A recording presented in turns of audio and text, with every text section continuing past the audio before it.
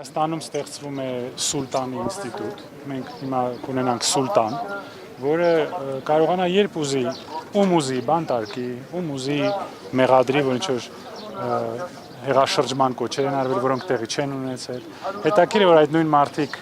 18 թվականին դագաղներ էին հանում փողոցներ, ռադիոտանդրներ էին ջարդում, մենք դա հիշում ենք։ Փաստորեն այս անձը, պարոն Կարապետյանը, ուղղակի սատարել է մեր եկեղեցուն, նա որևէ կոչեր չի արել։ Պարզ է, որ Հայաստանը դարձել է տոտալ բռնապետություն,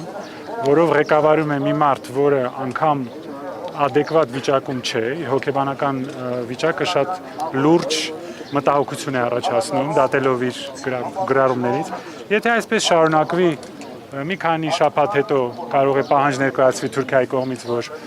որոշ եկեղեցիներից հանեն խաչերը, քանի որ դրանք ադրբեջանական եկեղեցիներ են, աֆղանական, նույն բանը ինչ որ արվում է Ադրբեջանում,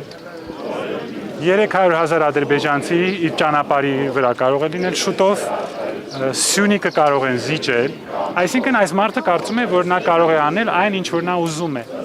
Դա շատ վտանգավոր է։ Մեր ընտրությունն է այսօր, մենք հանդուրժենք, որ մենք դառնանք բռնապետություն եւ կորցնենք Հայաստանը, թե ոչ։